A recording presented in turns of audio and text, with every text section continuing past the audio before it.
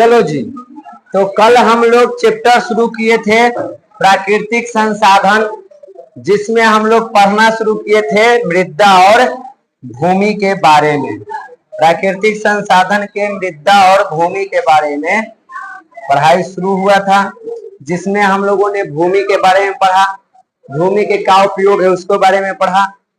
उसके बाद मिट्टी कैसे बनता है इसके बारे में, मिट्टी भारत में कितने प्रकार के पाए जाते हैं उसके बारे में, कौन से मिट्टी किस राज्य में ज्यादा है वो, और उस मिट्टी में कौन से फसल उगाए जा सकते हैं, ये सारी चीजों को कल हम लोग पढ़े थे। आज हम लोगों को पढ़ना है भूमि उपयोग के बदलते स्वरूप के बारे में। जो भूमि के उपयोग का स्वरूप बदल रहा है उसी के बारे में हम लोगों को पढ़ना है। सबसे पहले देखो भूमि उपयोग के स्वरूप कितने होते हैं। देखो भूमि का उपयोग हम लोग अलग अलग चीजों में करते हैं और उसके आधार पे भूमि का वर्गीकरण किया गया है। जैसे पहला भूमि जो है उस पे वन का विस्तार होगा, हो सकता है एक ऐसा भूमि जिसपे सिर्फ वन हो, ठीक। दूसरा कृषि करने लायक तो भूमि है, लेकिन हम उस कृषि करने लायक भूमि नहीं है, कृषि अयोग्य बंजर भूमि, यानी ऐसा भूमि जिससे हम कृषि नहीं कर सकते हैं, तो वो भी भूमि का ही एक हिस्सा है। एक ये हो गया। एक है गैर कृषि कार्य में संलग्न भूमि, ऐसा भूमि जो कृषि किया जा सकता है लेकिन उस पर कोई और काम होता है।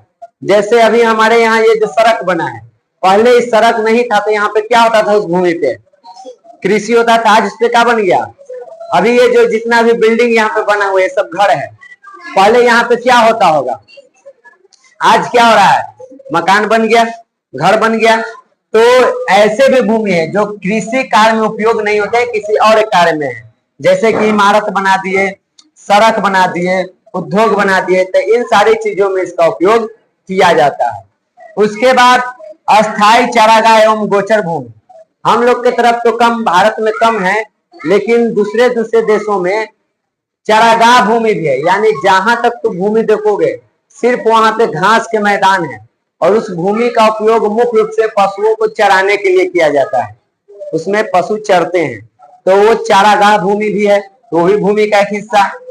फिर भूमि एक ऐसा भी जिसमें हम बाग बगीचा और उपवन लगाए हुए हैं, फुलवारी लगाए हुए हैं, तो ये भी क्या है, भूमि का ही हिस्सा है। ये सब स्वरूप है इसके। और आगे देखो तो भूमि के और क्या क्या स्वरूप हैं। एक मिनट, तो गड़बड़ हो गया, कहाँ तक था,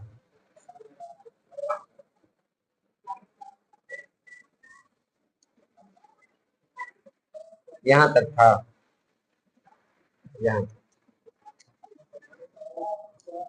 तो ये सब भूमि हो गया जो बाग बगीचे उपवन में लगा हुआ है। ये क्या हो रहा है, इससे पढ़ाई हो रहा है, आराम से रहो ना। उसके बाद देखो कृषि योग बंजर भूमि जिसका उपयोग 5 वर्ष से नहीं हुआ है। कुछ ऐसा भी भूमि है जगह पर हम कृषि कर सकते हैं लेकिन 5 वर्ष से उस पर कृषि नहीं किया गया है, वो भी भूमि का एक स्वरूप है। उसको मुख्य रूप से बंजर भूमि कहा जाता है, लेकिन वो कृषि योग्य है, सिर्फ 5 वर्षों से खेती उस पर नहीं हुआ है। कई बार होता है ना ग्रामीण क्षेत्र में किसी बात को लेकर के झगड़ा हो जाता है जमीन को लेकर के, तो उस पर सरकार रोक लगा देती है, तो उस पर खेती नहीं होता है, तो भी एक तरह से बंजर बन जाता है, तो भी भूमि का एक स्वरूप है। एक वर्तमान प्रतिभूमि, अभी तो भूमि है लेकिन पिछले साल खेती हुआ था, उसके पिछले साल हुआ था, 2 साल से नहीं हुआ है, साल भर से नहीं हुआ है, तो प्रतिभूमि भी होता है। इसके अलावा एक प्रतिभूमि ऐसा भी होता है जगह पर 5 वर्ष से खेती नहीं हुआ है, और एक होता है शुद्ध बोई गई भूमि जगह पर हर एक साल खेती होता है। तुमको इसमें से 4, 5, 6 जो है उसको याद कर लेना है कि भूमि को इतने भागों में बांटते हैं, ठीक। अब है कि भारत में भूमि उपयोग का स्वरूप कैसा है, तो देखते हैं। भारत में भूमि उपयोग को हम लोग मुख्य रूप से 2 भाग में बांटते हैं, एक है तुमको भौतिक और एक है तुमको मानवीय। 2 भागों में इसको बांटते हैं। भारत में जो भू उपयोग है वो प्रमुख रूप से इसको बांटने वाले 2 कारक हैं, एक है तुमको भौतिक कारक और एक है तुमको मानवीय कारक। भौतिक कारक के अंतर्गत तुमको भूमि की आकृति कैसा है, वहां के जलवायु कैसा है, वहां के मिट्टी कैसा है, इसी के आधार पे हम लोग उसका उपयोग करते हैं। जैसा वहां की आकृति भूमि के, जैसा वहां का जलवायु और जैसा वहां की मिट्टी, उसके अनुसार हम भूमि का उपयोग करते हैं। जैसे हम बात करें राजस्थान की, तो वहां भूमि कैसा है, मरुस्थल है, जलवायु गर्म है, तो उसी के अनुसार खेती होगा। हम लोग करें अपने भारत के, बिहार के, तो यहाँ के जलवायु मानसूनी है, यहाँ की भूमि की आकृति मैदानी है, मिट्टी जलोढ़ है, तो उसके अनुसार खेती होता है। तो इस तरह से इसके आधार पर उसका प्रयोग करते हैं। तो ये है तुमको भौतिक कारक। उसके बाद है तुमको मानवीय कारक। जनसंख्या घनत्व कैसा है, उसके आधार पे भी, वहां पे जनसंख्या में की क्षमता कितना है उसके आधार पे, और संस्कृति और परंपरा के आधार पे भी यहाँ पे भूमि का उपयोग किया जाता है। तो भौतिक कारक में ये सब हो जाएगा और मानवीय कारक में ये सब हो जाएगा, जिसके आधार पे हम लोग भूमि का उपयोग करते हैं। आगे आइए,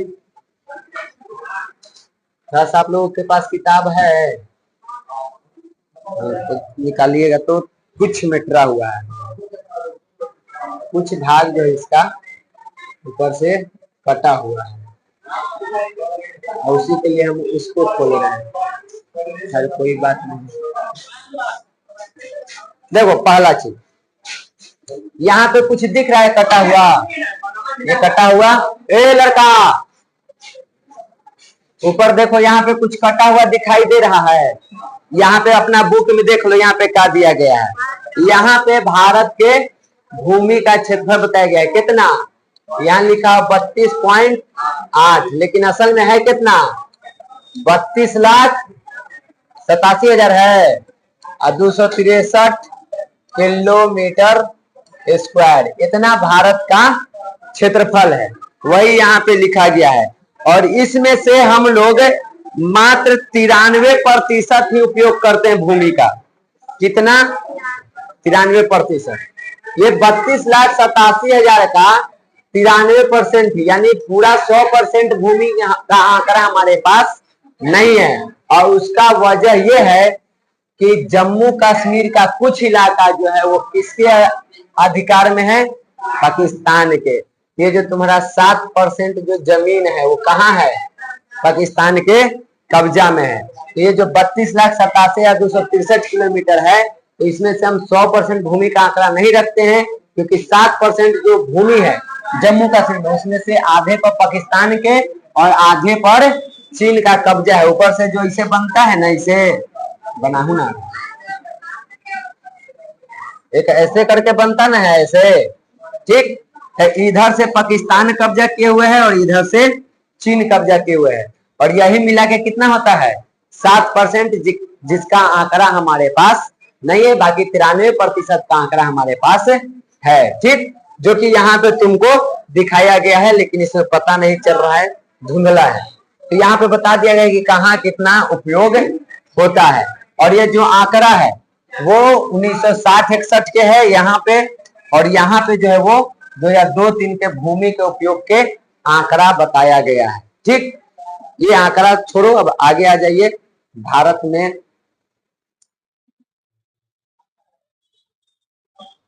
अब देखो, भारत में मुख्य रूप से लोग क्या करते हैं, व्यवसाय के रूप में, काम के रूप में कृषि, और कृषि के साथ साथ क्या कर लेते हैं, पशुपालन। तो भारत जो है वो पशुधन के मामले में विश्व के अग्रणी देशों में शामिल है।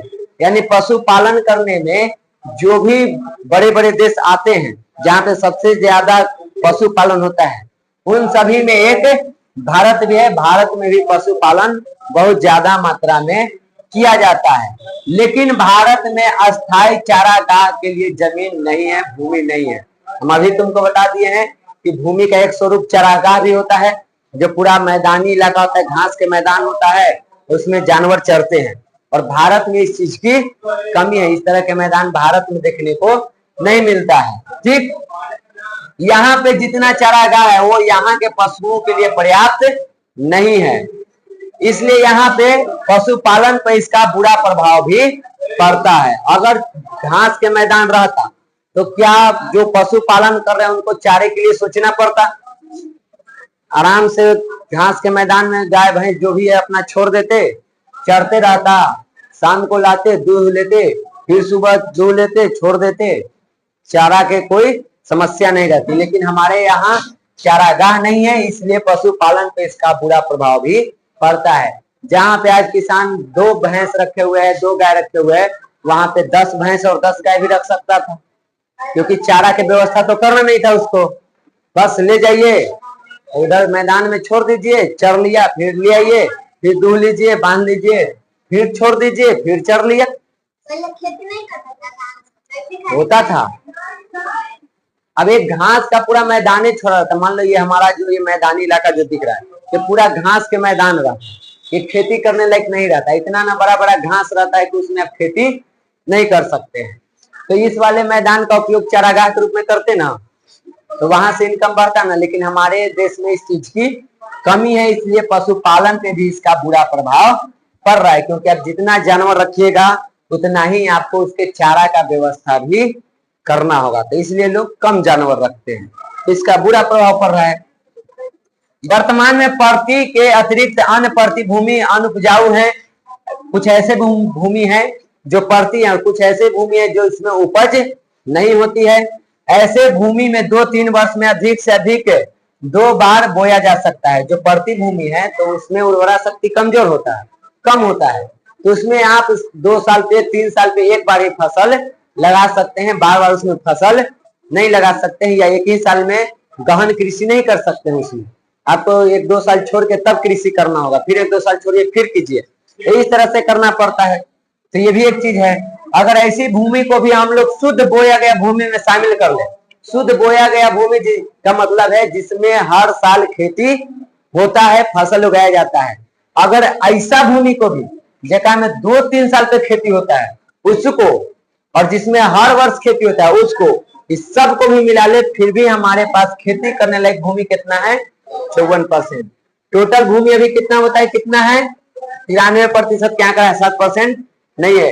इस 93 में से मात्र हम लोग 54% भूमि का उपयोग कृषि के रूप में करते हैं।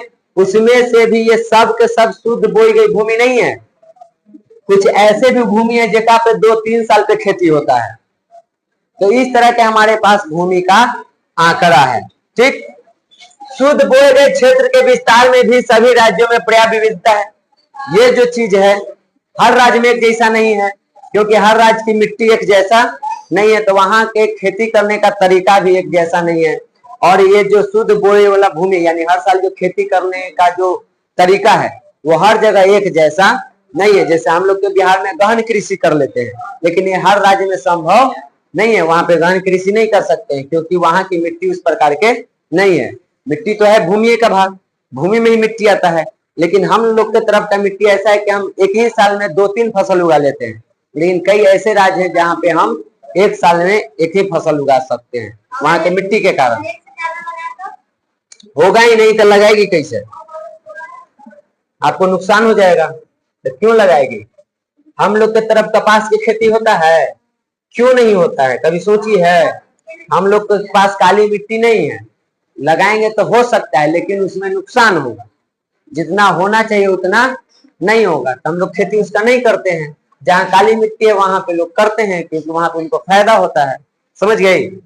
आगे देखो, जैसे देखो पंजाब एवं हरियाणा में कुल भूमि के 80% भाग पर खेती होता है। यहाँ बताया गया ना कि खेती करने के तरीका में भी अंतर है।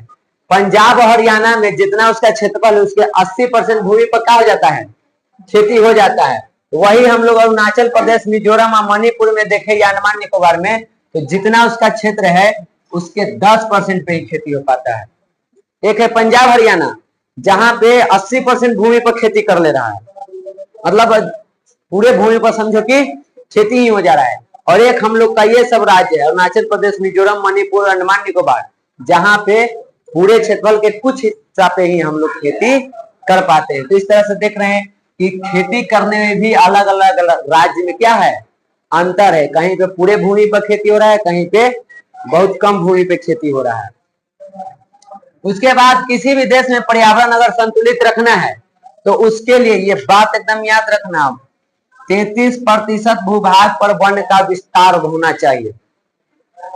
जितना हम लोग के भारत का क्षेत्रफल है ना, तो 32 लाख है ना, 32 लाख का 33% निकालो, जितना आएगा ना कम से कम उतना भाग पर होना चाहिए तुमको वन।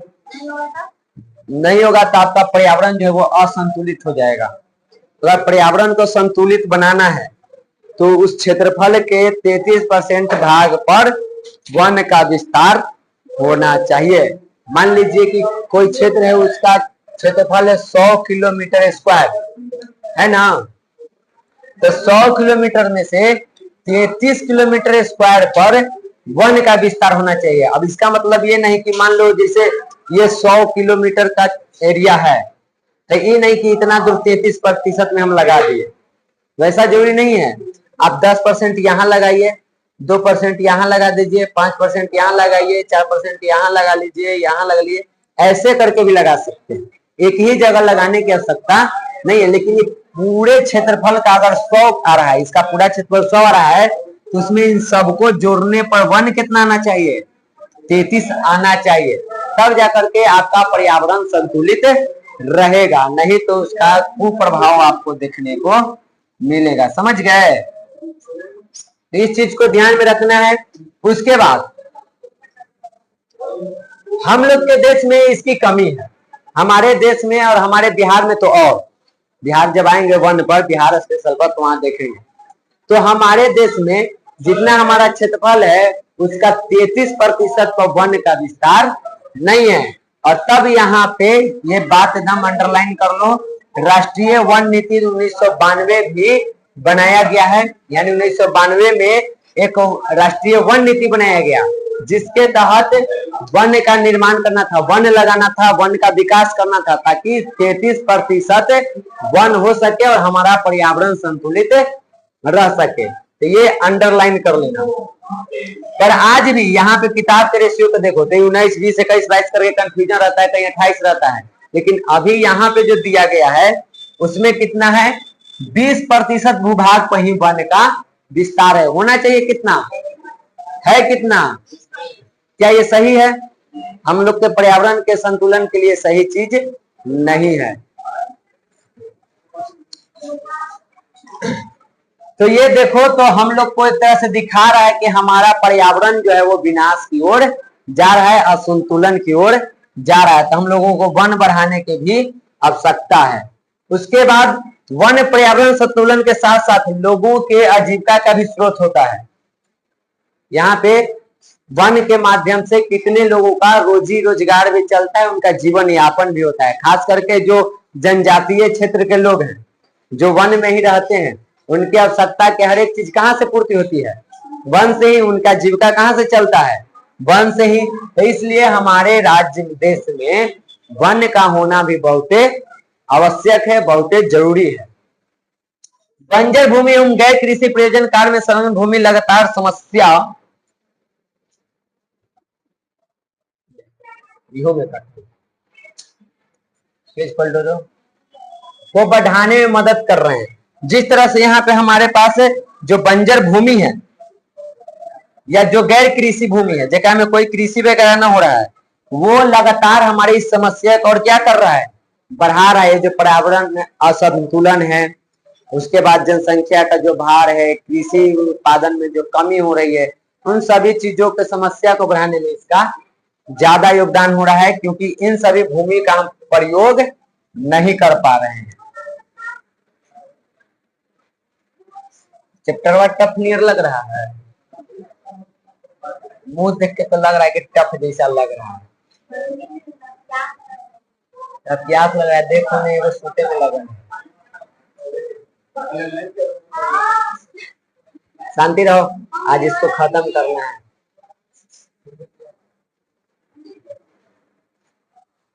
तो यहाँ पे क्या कर रहा है कि जो बंजर भूमि है, जो कृषि योग्य भूमि है, वो इस समस्या को और बढ़ाने में मदद कर रहा है। पथरीला चट्टान, शुष्क एवं मरुस्थलीय भूमि बंजर है, तो इस भूमि पर संस्कृति का गैर नियोजित विकास भूमि संरक्षण एवं प्रबंधन के मानकों की अवहेलना कर रहा है। जहाँ पे भूमि तुम्हारा बंजर है, जहाँ के भूमि कृषि योग्य नहीं है, वहां पे ना तो सभ्यता का विकास हो सकता है, ना संस्कृति का, नहीं किसी प्रकार का जीवन यापन, तो वो और हम लोगों पे नुकसान डालता है। मानव अधिवास का निर्माण, संचार साधन का विकास, उद्योग धंधे की स्थापना, उत्सर्जित पदार्थों का निवाटन, भू संसाधन के निम्नीकरण में अत्यधिक सहयोग करता है। कुछ ज्यादा न टूट जा रहा है,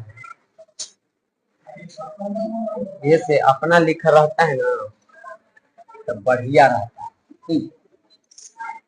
ये तो कि छोड़ो,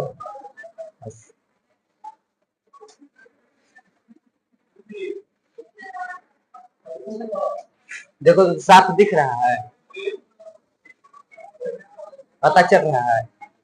देखो देखो, तो इस तरह से यहाँ पे जो भूमि का निम्नीकरण हो रहा है, जिस तरह से हम लोग अपने अधिवास के लिए यानी मकान बनाने के लिए जिस तरह से हम इसका प्रयोग कर रहे हैं, संचार साधन, रेल सड़क बनाना, परिवहन के विकास में जिस तरह से भूमि का प्रयोग कर रहे हैं, उसके कारण से हमारे समाज और पर्यावरण दोनों पर आपदा के काली छाया पड़ रही है, क्योंकि भूमि धीरे धीरे क्या हो रहा है, इन सब चीजों को उपयोग करने से खत्म हो रहा है और उसका कुप्रभाव भी हमारे ऊपर देखने को मिल रहा है। इसलिए हम लोग को क्या करना है, भूमि का संरक्षण। ठीक, तो संरक्षण पे ये है कि भूमि को हम कैसे संरक्षित करें। मृदा को अपने स्थान से विभिन्न क्रियाओं द्वारा स्थानांतरित होना भूक्षरण कहलाता है। सबसे पहले भूक्षरण या भू अपर्दन कहो। अपर्दन का मतलब क्या होता है, जब मिट्टी कट के एक जगह से दूसरे जगह जाता है तो उसे हम क्या कहते हैं, अपर्दन कहते हैं।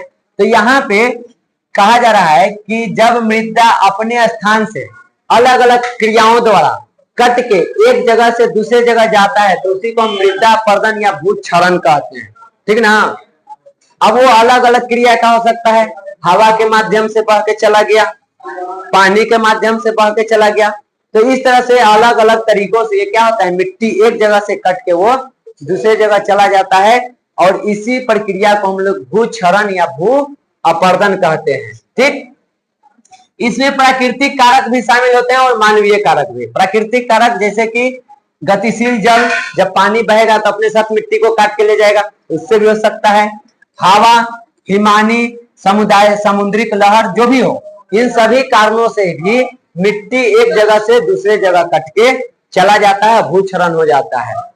गुरुत्व है ना हो, गुरुत्व बल के प्रभाव से भी पहाड़ी ढलानों पर मृदा नीचे की ओर स्खलित होती है। कई बार पहाड़ी ढलान जो है तो थोड़ा सा गुरुत्वाकर्षण बल के कारण भी क्या होता है, मिट्टी कट के ऊपर से नीचे गिर जाता है और फिर वो बह के उड़ के किसी तरह से वहां से किसी और जगह चला जाता है। और वैसे भी यहाँ पे भूक्षरण या मृदा अपर्दन होता है। तो मृदा अपर्दन जब पूछा जाएगा भूक्षरण की किसे कहते हैं, तब बोलना मिट्टी का एक जगह से कट के दूसरे जगह जाने की प्रक्रिया को भू अपर्दन कहते हैं या भूक्षरण कहते हैं या मृदा अपर्दन कहते हैं। ठीक, ये प्राकृतिक और मानवीय दोनों कारण से हो सकता है। प्राकृतिक कारक में देख लिया कि इन सब कारणों से। मानवीय कारक हमने तो है ये है, जेसीबी लगा के कोड़ देते हैं, के बार कहते हैं खाली हो जाओ यहाँ से, तो वो भी एक कारक है जिससे मिट्टी का अपर्दन कर रहे हैं हम लोग। तो इस तरह से ये मिट्टी का अपर्दन होता है। ठीक, पर्यावरणीय समस्या से जलवायु परिवर्तन, भूतापन जैसी भयावह स्थितियां पैदा हुई है। अब ये जो पर्यावरण के समस्या बना है, ये जो मिट्टी कटा है, वन का जो कमी है, इसके कारण से हम लोग के जलवायु में परिवर्तन हो गया है और यहाँ पे गर्मी भी बढ़ा है, भूमि का ताप भी बढ़ा है। पहले इतना गर्मी नहीं गिरता था जितना आजकल गिरता है और आगे और गिरेगा।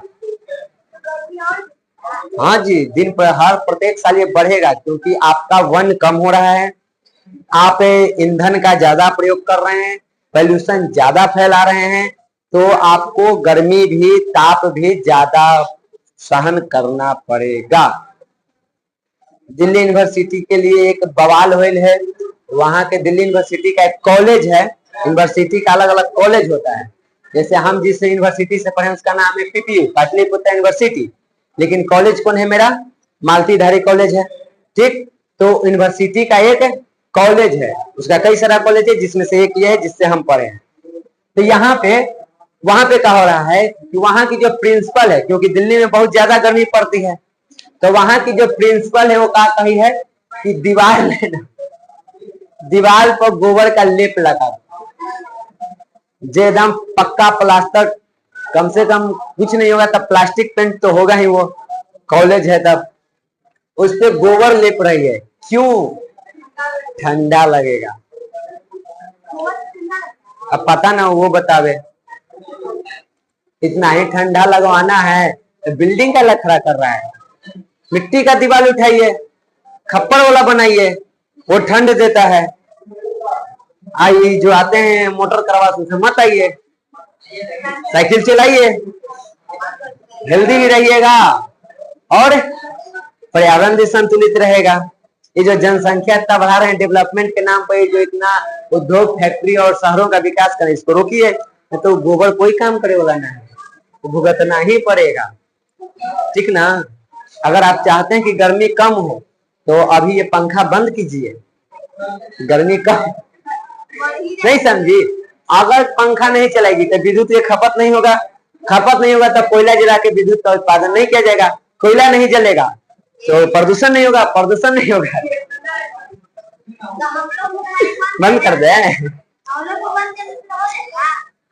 यही बात गांधी जी दांडी यात्रा से पहले सोच देता कि हमारा जैसे खाली हो जाएगा। बंद करो। हमारा बिजली बिल बचेगा, बंद कर। वैसे भी तुम लोग के पंखा में नींद आने लगती है, बंद कर दिया जाए तो। चलो यहाँ देखो, आज खत्म करना है इसको, ये सब फालतू की बातें।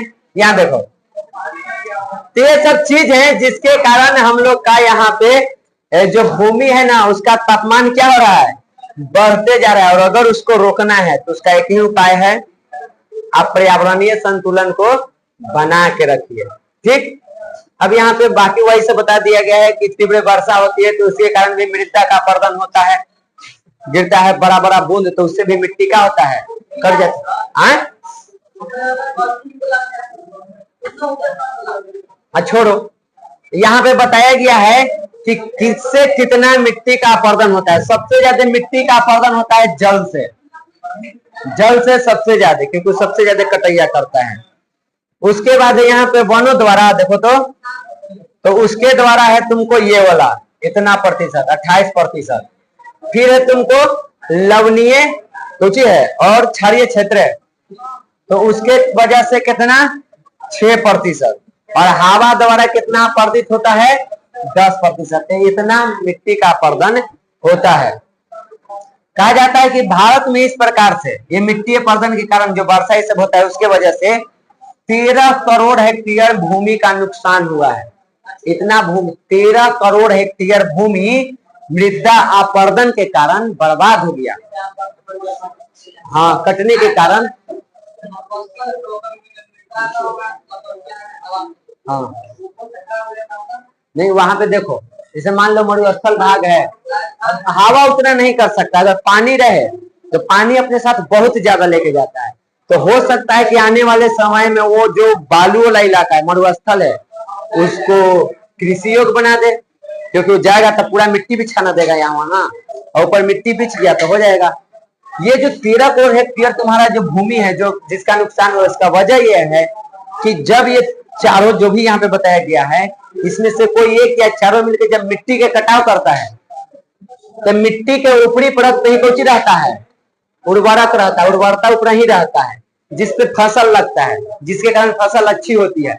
और जब ये मिट्टी का कटाव होता है तो पूरा उर्वरक मिट्टी को काट के क्या करता है, लेके चला गया, नीचे बचा कुछ नहीं। मिट्टी तो है लेकिन वो उर्वरक नहीं, उसमें उर्वरा शक्ति नहीं है, तो आप उसमें फसल लगाइएगा भी तो वो नहीं होगा। देखता है गांव में जब कोई अपने खेत में मिट्टी वगैरह कटाता है तो 2-3 साल तक उसमें फसल नहीं होता है, 2-3 साल बाद होता है। उसका होने का वजह, मान लो ये चारों तरफ से खेत है, ये खेत वाला अपना मिट्टी कटवा दिया, तो ये न कटवाया है, जब बारिश ये सब होती है तो इसका और इसका खेत वाला तो मिट्टी इसमें चला ही जाता है, तो धीरे धीरे इसमें उर्वरा शक्ति आ जाता है। फिर कुछ घास वगैरह ये सब हुआ तो सड़ गल के इसमें ह्यूमस बन जाता है, तो फिर से इसमें उर्वरा शक्ति आ जाता है, तो 2-3 साल बाद इसमें खेती होने लगता है। लेकिन जिस साल ये कटवाता है उस साल कहेगा कि इसमें खेती करो, तो वो नहीं होता है। उसका वजह यह है कि आप पूरा उर्वरा शक्ति वाला मिट्टी काट करके कहीं और भेज दिए, जो भी काम में ले गए उसको, लेकिन आप वो बर्बाद कर लिए। तो ये कारणों से हमारे यहाँ 13 करोड़ हेक्टेयर भूमि का विनाश हुआ है, ये जो है नुकसान हुआ है, जिसपे हम कृषि वगैरह अब नहीं कर सकते हैं। ठीक, और इसके अंतर्गत किससे कितना हुआ ये यहाँ पे तुमको बता दिए कि 56% तुमको जल से, 28% वन से, फिर तुमको 6% लवणीय और क्षारीय है उसके कारण, और 10% वायु से।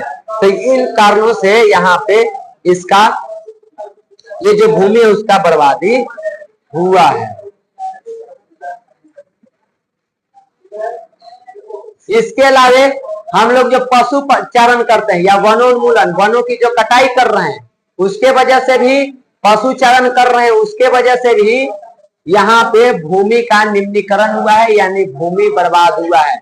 रसायनों का अत्यधिक उपयोग, जो खाद उपयोग करते हैं ना हम लोग फसल में, उसके वजह से भी हमारा भूमि क्या है, बर्बाद हुआ है। निम्नीकरण मतलब खराब हुआ है, समझ गए। तो उसके कारण भी यहाँ पे हमारा भूमि जो है वो खराब हुआ है। पशु चारण, अब पशु चारण मतलब समझता है कैसे, जब पशु चरता है तो अपने खुर से मिट्टी को क्या करता है, काट देता है। अब हल्का भी बारिश आएगी तो वो वाला मिट्टी क्या हो जाएगा, दह जाएगा। समझ में यहाँ, अरे पैर होता ना है तो चलता है तो मिट्टी कटता ना है उसको चलने से, देखा है, तो वो मिट्टी कट गया, ऐसी रखा हुआ है। हल्का भी बारिश आएगी तो क्या होगा, मिट्टी को दहा के लेके चला जाएगा, या आंधी तूफान हवा बहेगी तो उसके साथ वो मिट्टी वहां पे कहाँ रहेगा, उड़ के कहीं और चला जाएगा, नदी में चला जाएगा, नहर में चला जाएगा, नाले में चला जाएगा, जहां उसका रुकावट मिलेगा, जहां पानी शांत होगा वहां जाके सब फिर तली में जमेगा। समझा। तो इस प्रकार से यहाँ पे भूमि का निम्नीकरण हुआ है। खनन के बाद जब हम जहां कहीं पे भी खुदैया होता है, जैसे कोयला खनिज या कोई भी चीज निकल रहा है, तो खनन के बाद उस स्थान को रहता है कि उसको भर दिया जाए, लेकिन उसको भरा नहीं जाता है कि बालू से, कचरा से, जो भी हो उसको क्या करें, भर दे, लेकिन भरा नहीं जाता है। और जब नहीं भरा जाता है तो आसपास की जो मिट्टी है वही कट के जाकर के उसमें पानी के साथ भर जाता है। तो इससे भी यहाँ पे भूमि निम्नीकरण होता है। इस तरह के निम्नीकरण झारखंड में, छत्तीसगढ़ और मध्य प्रदेश जैसे राज्यों में देखने को मिला है। उड़ीसा में वनोन्मूलन के कारण भूमि निम्नीकरण का शिकार हुआ है। वन की कटाई के कारण, वनों की कटैया जो हुआ, धीरे धीरे जो वन खत्म होने लगा। बिहार में तो वन है ही नहीं है, मात्र इतना है, आगे मिलेगा तुमको। इसको वन थोड़े कहते हैं, वन के मामले में नगण्य है। अब पटना तो एकदम नगण्य है ही नहीं है। उधर हम लोग गए थे कैमूर पर्वत, उस पे तो वन दिखा है, लेकिन पटना में कहीं वन देखा है? हम लोग को छोटा सा 1-8 बीघे में दिख जाता है ना पेड़ वगैरह लगल, तो कहते कि ये वन है। वन है, जंगल या वानिकी में अंतर नहीं पता है। हाँ, काटे वाला समझे, जो कि गलत है, चाहे कोई कटवावे या कोई काटे, गलत। और उसका भुगतान सबको करना होगा। हाँ, प्रकृति के कहर से कोई नहीं बचेगा। वो एक संतुलन बनाया हुआ है, आप उससे के साथ छेड़छाड़ कीजिएगा तो उसका भुगतान तो करना ही पड़ेगा।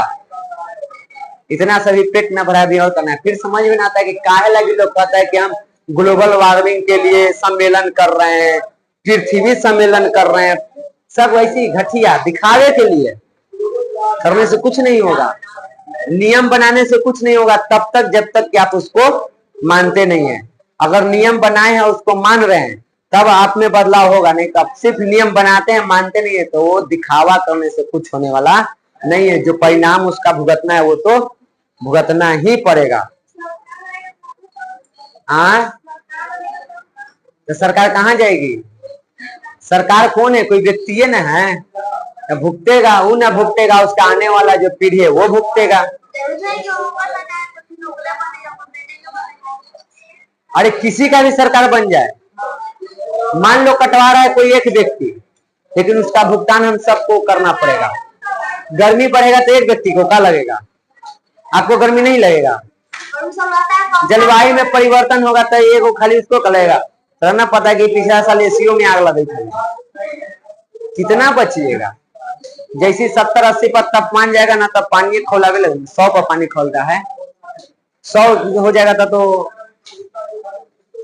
लगाइए एसी, मरिएगा बिना मोहब्बत के। नहीं समझना है तो मत समझिए, कोई बात नहीं। वैसे भी हम अपन साइकिल प्रयोग करते हैं, इसीलिए मारेंगे तो मर ही जाएगी। सुबह कोठी से आते हैं, सुबह दो फायदा, पॉल्यूशन भी बचा लिए, जॉगिंग भी हो गया। दोपहर में कामों तो देखना है, लेकिन साइकिलवा में बिगड़ल है तो पूछना, पिछला साल लेकिन से हम क्या चीज से आते थे। गाड़ी ना प्रयोग करने का बहुत सारा फायदा है, पैसा भी बच गया, पॉल्यूशन भी बच गया, जॉगिंग भी हो गया, 3-4 काम तो ऐसे ही हो जाता है। थोड़ा टाइम ना ज्यादा लगता है, 5-10 मिनट तो क्या हो गया। लेकिन फिलहाल साइकिल हमारे बिगड़ल है, 4 बार चैन उतरता है, मैं 4 बार जाए में लगता है कि पटक देगी जाए। अब बनाने का टाइम नहीं, कल बनाने के लिए दे दे, उसके बाद आएंगे गाड़िए से। यहाँ देखो, यहाँ पे याद रखना, गुजरात, राजस्थान, मध्य प्रदेश और महाराष्ट्र जैसे राज्यों में अति पशुचारण, बहुत ज्यादा पशुचारण करने से भी वहां भूमि निम्नीकरण हुआ है, खूर से कटने के कारण। पंजाब, हरियाणा और उत्तर प्रदेश का जो पश्चिम वाला इलाका है, जो पंजाब हरियाणा से सटे हुए है, उस इलाके में अधिक सिंचाई करने के कारण भूमि निम्नीकरण हो गया है, बहुत ज्यादा पटाने से, पानी देने से। ठीक, अति सिंचन से जल क्रांतता की समस्या पैदा होती है, जिससे मृदा में लवणीय और क्षारीय गुण बढ़ जाती है और भूमि का निम्नीकरण हो जाता है। भूमि को वो कमजोर कर देता है, मिट्टी की उर्वरा शक्ति को वो कमजोर कर देता है। तो ज्यादा खेत को पटाना भी नहीं चाहिए, उसके कारण भी होता है। खनिज आधारित उद्योगों में सीमेंट जैसे हो गया, मृदा बर्तन मूर्ति निर्माण है, में चूना पत्थर, खड़िया, सेलखड़ी को पीसने से वायुमंडल में धूल विसर्जित होती है, जो धीरे धीरे भूमि के परत के रूप में जम जाती है और इससे भी भूमि का निम्नीकरण होता है। वो सब कण जब जाके जमा होगा भूमि पर, तो धीरे धीरे वो भी क्या करेगा, तुरंत नहीं करेगा, 1000 साल में करे, 500 साल में करे, 200 साल में करे, लेकिन वो भी भूमि को निम्नीकरण की ओर लेकर के जाता है। इसके अलावा जो उद्योग से अपशिष्ट पदार्थ निकलते हैं, पॉल्यूशन निकलता है, गंदा पानी निकलता है, उसके कारण भी भूमि निम्नीकरण होता है, भूमि की बर्बादी होता है। ठीक, अब आ जाइए इसके संरक्षण पर। हमने सबके पता है कि अगर भूमि ना हो तो कोई भी जीव जंतु का यहाँ पे जीवन संभव नहीं है। जितने भी जीव जंतु है उनका जीवन कहाँ है, भूमि पे ही है। कुछ जलीय है, और अगर जल भी देखो तो उसके नीचे भी फिर क्या है, समुद्र है। तो समुद्र के नीचे क्या है, कहीं तो भूमि का परत है, भूमि है। तो हम लोग को 95% जो आवश्यकता है वो पूर्ति कहाँ से होता है, भूमि से।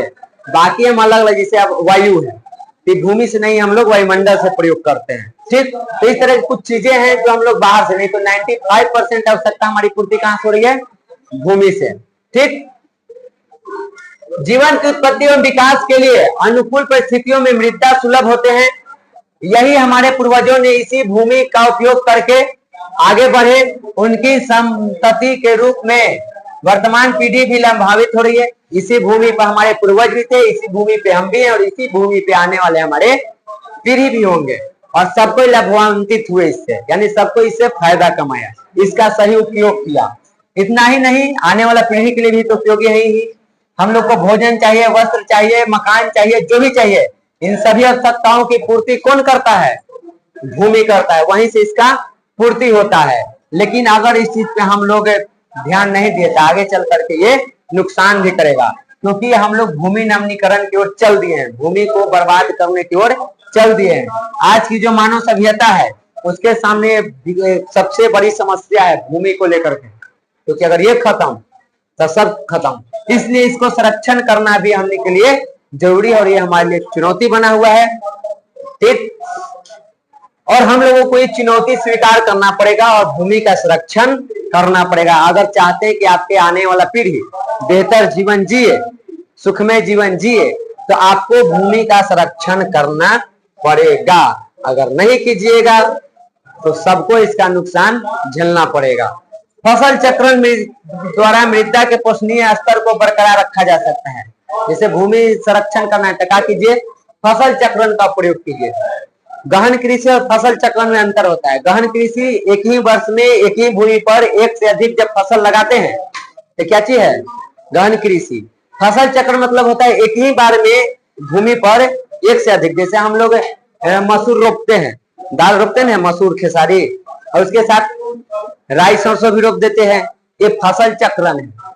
आलू रोपते हैं और उसी पे हम लोग गोभी, मूली, प्याज वगैरह भी रोप देते हैं, तो ये क्या चीज है, फसल चक्रण। मक्का की खेती कर रहे हैं, उसी में हम लोग सब्जी भी रोप देते हैं ना, लौकी रोप दिए, खीरा रोप दिए, ककड़ी रोप दिए, उसी पे होते रहता है, तो ये है फसल चक्र।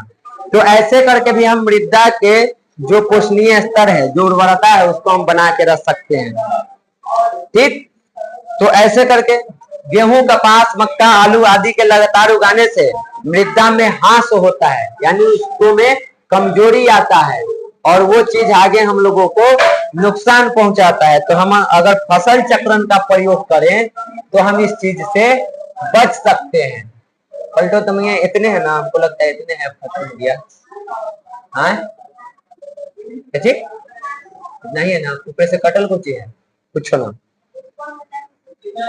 ठीक। तो मृदा में ह्रास उत्पन्न होता है, यानी मिट्टी में कमजोरी होने लगती है लगातार खेती करने से। इसलिए देखना हमारे गांव के लोग जो है वो एक खेत में एक ही फसल को नहीं रोकते हैं, वो बदल बदल के रोकते हैं, कभी ये फसल, कभी वो फसल, कभी वो फसल। क्यों बदलते हैं, ताकि उसके मृदा में जो उर्वरा शक्ति है वो बना रहे, इसीलिए वो फसल को बदल बदल के रोकते हैं। ठीक, इसे तिलहन दलहन पौधों का खेती के द्वारा पुनः प्राप्त किया जा सकता है। तो किया जाता है कि गेहूं मोला में आपकी पिछला साल गेहूं रोपे थे, तो इस बार उसमें मसूर रोप देते हैं, दलहन कोई भी या तिलहन रोप देते हैं, तो उससे क्या होता है, उर्वरा शक्ति फिर से बन जाता है, क्योंकि वो कम प्रयोग करता है तो एक्स्ट्रा बचता है, तो फिर अगला साल काम कर देगा। तो ऐसे करके किया जाता है। उसके बाद दलहन के जो खेती है तिलहन के, उसके जड़ में एक चीज होता है, एगो क्या पाया जाता है, बोलो, हाँ राइबोजियम, कुछ राइजोबियम, हम भुला, हमको बोलने नहीं आ रहा है। तो वो पाया जाता है जो नाइट्रोजन का क्या करता है, स्थिरीकरण करता है, राइबोजियम होता है। बोलिए ना, ये तो अपंगन जो हाल हो गया, बोल ही ना रहा है। अरे जो बोल रहा है वही है, लेकिन कंफर्म हम ना हो रहे हैं कि वही है कि ना। इसी प्रकार से नाम है, राइजोबियम है या राइबोजियम है जो है, तो वो है, वो पाया जाता है उसके जड़ में, जो क्या करता है, नाइट्रोजन का स्थिरीकरण करता है। वो दलहन के पेड़ में पाया जाता है, खास करके चना के पेड़ में पाया जाता है, जड़ में। तो वो क्या करता है, मिट्टी की उर्वरा शक्ति को फिर से बना देता है, इसीलिए किसान अपना फसल बदल बदल के रोपता है। इसके बाद पहाड़ी क्षेत्र में समोच्च जुताई, समोच्च जुताई मतलब समझा, सीढ़ी नुमा खेती, ऐसे ऐसे बना रहेगा, दिखाए थे, तू तो देवे नहीं किया था, पन्ना दिखाए थे कि देखो छोटा सा भाग में है, लेकिन तूने देख लो यहाँ पे कैसे सोपानी कृषि, सीढ़ी नुमा कृषि हो रहा है। देखो तुमको समोच्च कृषि का है, सोपानी कृषि का है या सीढ़ी नुमा कृषि का है, तीनों एक ही बात हो रहा है। जो पठारी इलाका होता है वहां के भूमि ऐसे रहता है, तो उस पे ऐसे ऐसे छोटा छोटा खेत के क्यारी बना करके और उसको यहाँ पे मेर बना के, गांव में हम लोग जिसको आरी बोलते हैं, तो हाँ, तो छोटा छोटा खेत करके उस पे खेती किया जाता है ऐसे करके, ताकि ऊपर से पानी आए तो यहाँ रुक जाए, फिर यहाँ से यहाँ आए, फिर यहाँ से यहाँ आए, तो रुक रुक के आता है, तो मिट्टी का अपरदन नहीं होता है। इसलिए इस प्रकार के खेती करके भी हम लोग यहाँ पे मृदा अपरदन ये सबको रोक सकते हैं। ठीक, तो वो करके मृदा अपरदन को रोका जा सकता है। फिर सतत गुणवत्ता बनी रहे मृदा के, इसके लिए वर्षा जल का संचयन कीजिए, भूपृष्ठीय जल का संरक्षण कीजिए, भूमिगत जल की पुनः पूर्ति का प्रबंधन कीजिए कि भूमि के नीचे जो पानी हो फिर से पूर्ति हो जाए, और आधुनिक सिंचाई पद्धति को अपनाइए। जैसे कि एक होता है तुमको पट्टिका कृषि, स्ट्रिप फार्मिंग, पट्टी जैसा बना के, उसके बाद एक और होगा तुमको, इसमें नहीं दिया हुआ है, होगा कहीं ना कहीं, ड्रिप सिंचाई करके, आगे जल वाला में भी आएगा। ड्रिप सिंचाई में तुमको मृदा अपरदन नहीं होगा। ड्रिप सिंचाई मतलब छिड़क के पानी, जितना चाहिए उतना ही छिड़काव करके। तो ऐसे करके भी हम लोग क्या कर सकते हैं, खेती कर सकते हैं और इसको बचा सकते हैं। रसायनों का कम प्रयोग कीजिए, और जो तुमको अकार्बनिक होती है, कार्बनिक ना होता है, जिसे गोबर वगैरह ये सब है, तो गोबर है, पत्ता, ये सब सड़ गल जाता है तो जो ह्यूमस बनता है, उन खादों का प्रयोग ज्यादा कीजिए और रासायनिक खादों का प्रयोग कम कीजिए। तो इन सब चीजों से हम इसको बचा सकते हैं। आज जिस प्रकार से हम लोग रसायनों का प्रयोग कर रहे हैं, इसके वजह से हमारे खेत से केंचुआ गायब, हमारे खेत से मेंढक गायब, जबकि इन सभी का जरूरत था। मेंढक तो वही तो खाद का प्रयोग कर रहा था, खत्म हो रहा है।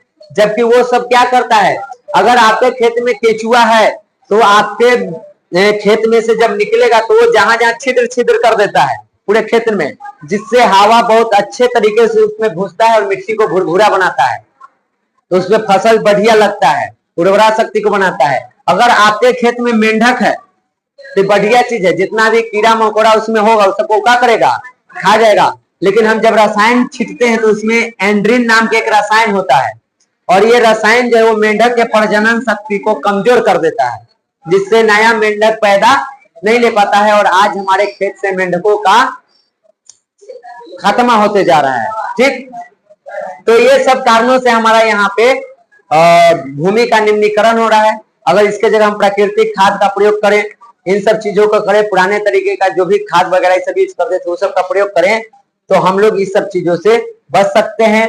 वृक्षारोपण करके भी मृदा को हम बचा सकते हैं, उसको कटने से रोक सकते हैं, और फिर उसके पत्ती जब गिरेगा तो उससे ह्यूमस भी बन जाएगा, तो डबल फायदा।